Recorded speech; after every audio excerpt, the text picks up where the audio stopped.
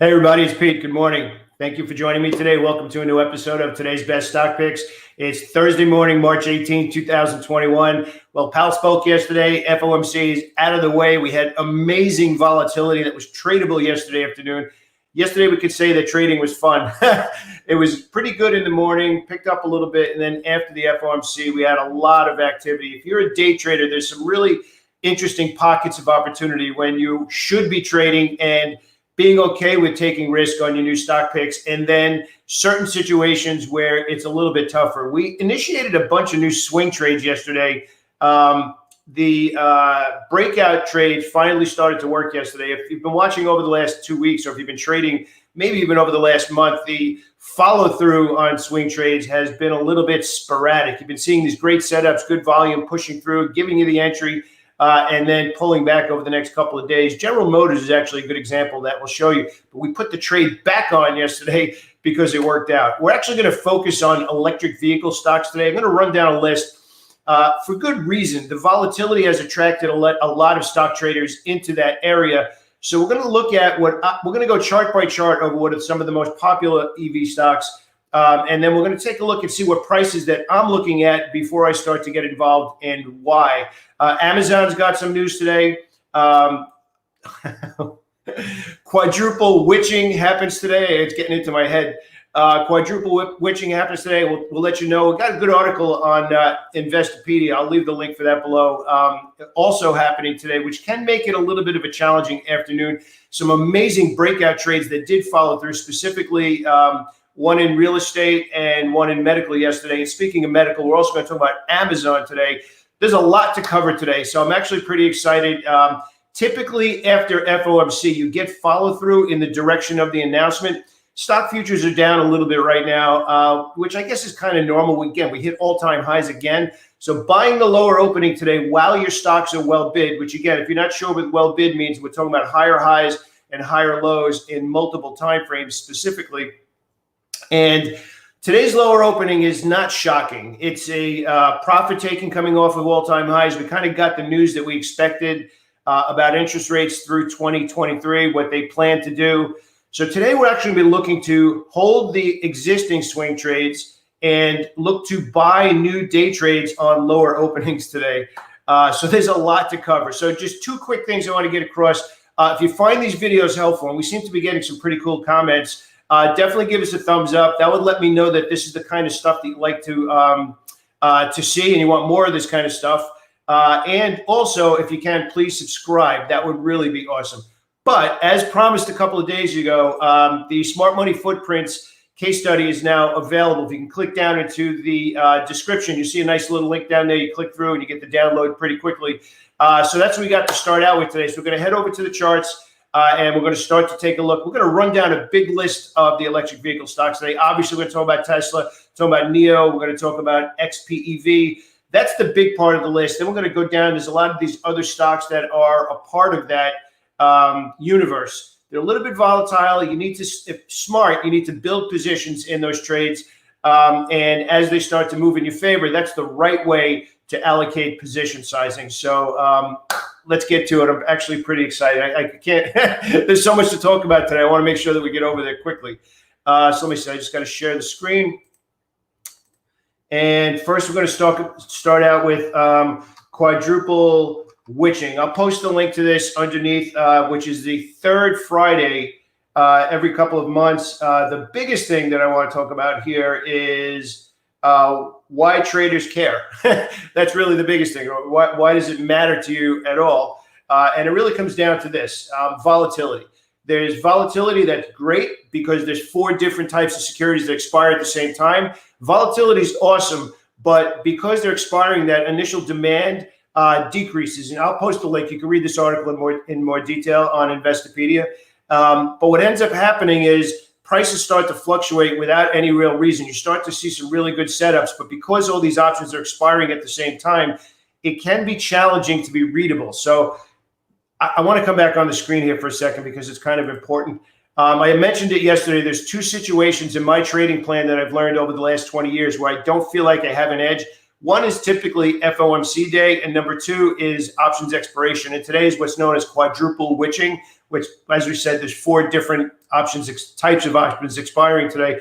So after 3 o'clock today, as we start getting closer to those options expiring, prices can get a little bit of messy, for lack of a better way of putting it. So personally, just giving you a little bit of veteran trader advice. That's usually when I stop day trading on that Friday afternoon. So just something to think about, and even something to pay attention to today. Even if you're not actively trading, or if you are, see what actually is happening and see if price action is readable in the afternoon. And then maybe you can make the same decision that I did. It's just something that over the years, I had somebody ask me yesterday, why? And I'm like, because I lose money. It's hard to trade. So I just stay away, and then I get back to my normal stuff. So next we have Amazon. Amazon obviously came out with news yesterday. They're expanding their national telehealth program, which is good for them. But looking at Amazon, there's really not much going on in the stock at all. The stock needs a catalyst. You can see that it really hasn't done anything for months, going all the way back to last summer. So I've been staying away from Amazon. I haven't been calling it out at all in the community. It's just, that's the right price.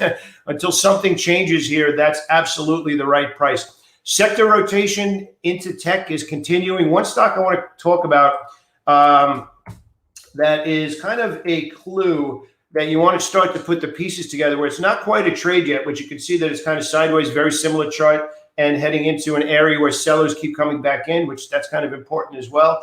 1, 2, 3, 4, 5. 4 out of the last 5 days, Facebook has had strong closes above the open and near the high of the day, which tells you that there is deeper pockets starting to build positions here. Now, it's nothing to do yet. I'm looking, and I have alerts set for 288, but this is where you really start to be in the right stocks at the right time.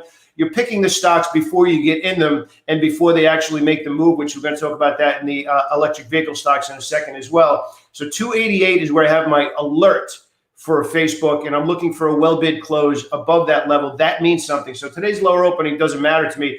It's just the pieces are being molded right now to build an argument to accept risk, and then we're going to look above 288. So that's where my alert is set in Facebook. I just want to get into a couple of other stocks. Sava, we actually had a 55 buy stop yesterday. Hopefully you had that on your radar as well. But I do want to point out too that we did call out yesterday that hopefully you participated in Lennar earnings and just exploded yesterday. Again, we had somebody mention in the comments, which is awesome.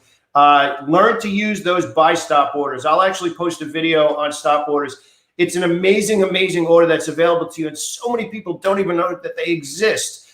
Put a buy stop order in, like I just said it in Facebook. 288 is my alert. Maybe I'll put a buy stop above there. It gets filled on the way up into that price. So even though it's down here, you put the order up there. It's the same thing as a stop loss, but it's on the opposite side. Instead of getting out of a trade, you're using it to get into a trade. And a quick, again, all this is for educational purposes. You make your own decisions, but a quick trading tip or trading lesson. If you're new to using buy stop orders, try it with smaller shares. You know, if you normally trade 1,000 shares, you don't have to throw out 1,000 shares up there. Let's say you got a price you wanted to get up to, like yesterday we had that price 55 in Sava, S-A-V-A. Do it with 100 shares. So it comes into your position summary. All of a sudden it's lit up. Now you can make a decision if you want more. So it's a little different than an alert. We have two different things: an alert as well as a buy stop. An alert means when it gets up to that price, then I'll consider looking for an entry, which is what I have in Facebook. Sava, yesterday we had a buy stop, which is when it gets up there, get me into the position. By the way, we're actually coming out with a new program this week, actually, which is just dedicated to swing traders. If you'd be interested in learning more about that, I think you're really, really going to like it. You kind of go behind the curtain with me. Just leave a comment below about the swing trading stuff, and I'll make sure that you can learn more about that. So those are the opportunities from yesterday. One other one that I want to point out today, DOW. Really good, clean breakout here. Make sure you have this on your radar today as well. So again, getting into the electric vehicle stocks, you want to go through the list. And we actually mentioned on Monday, Tesla looking for it to get back above the 50-period moving average and whether or not it would close there. That's all the way up there. Now, here's the key that I want to talk about. A lot of us look at all stock charts on the daily chart. For these positions, specifically for the electric vehicle stocks, I'm looking at the weekly charts. And remember what we talk about. We're looking for order flow. We're looking for deep pockets. We're looking for commitments. 1 day of buying is 1 day of commitment. We're looking for a week.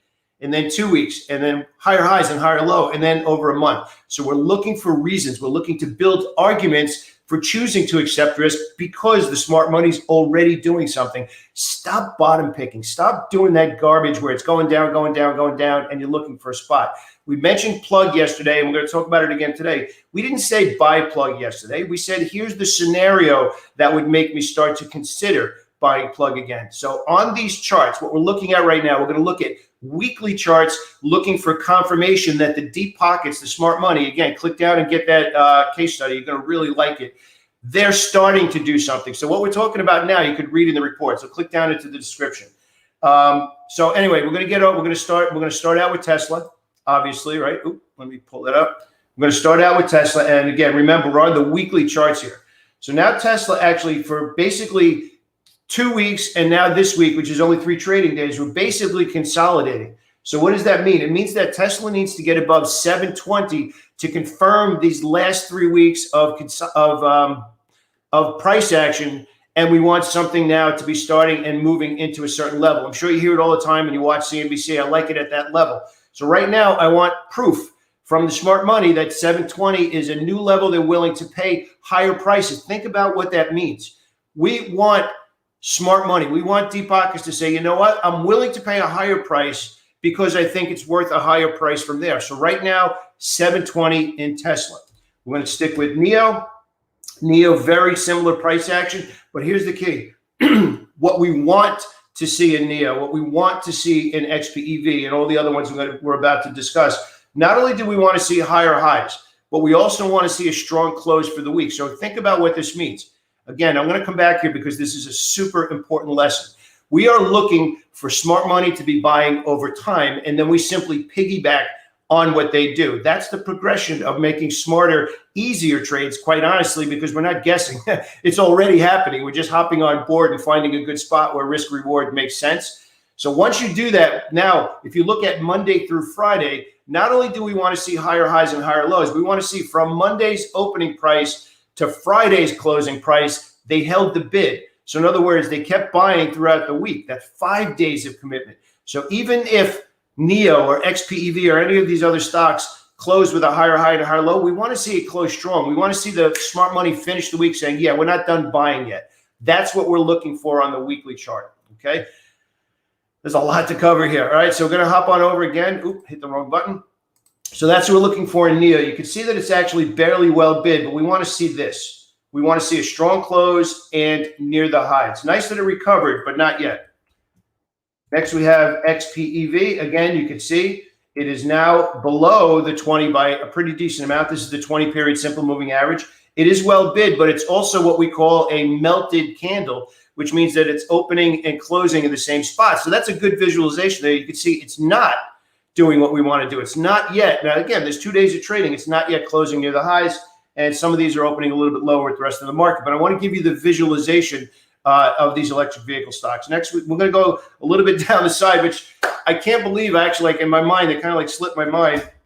Ford, obviously, right? Not quite 100% electric vehicle, but Ford and General Motors are both stocks that have declared, that's where we're heading. I mean, that's obviously the future, right? So Ford, again, you can see on the weekly chart, it is not well bid. And this is a good visualization here. Here is where it did go well bid. Here's week one, which is a bullish U-turn, and week two, well bid, closing strong, and look at the price action that followed. So now we're looking for the Ford weekly chart to do the same thing.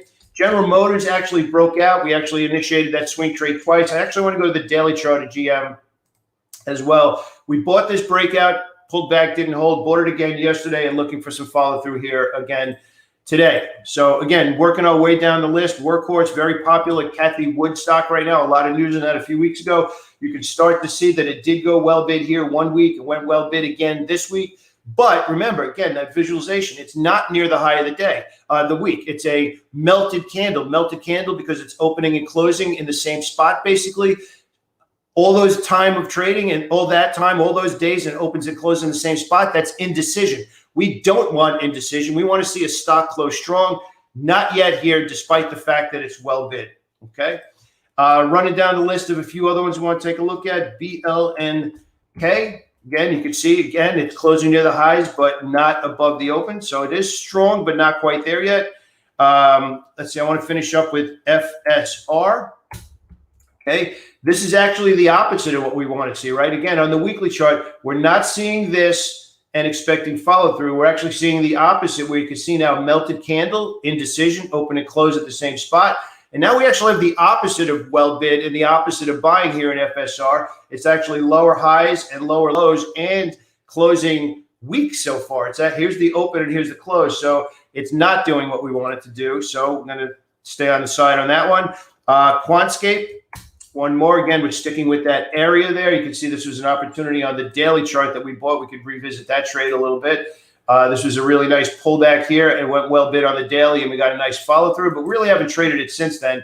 And you can see why. The weekly chart right now is kind of a mess. That's the right price. So in this case here, I have an alert. Again, getting back to the lesson we said before, I have an alert in QS at 70. And then, of course, we're going to finish up with plug, which we discussed yesterday, which now it should be pretty obvious, right, what we're looking for. We're looking for the plug chart to do this on the weekly chart, which is well bid, and we're still kind of just dancing around right now. So a lot going on.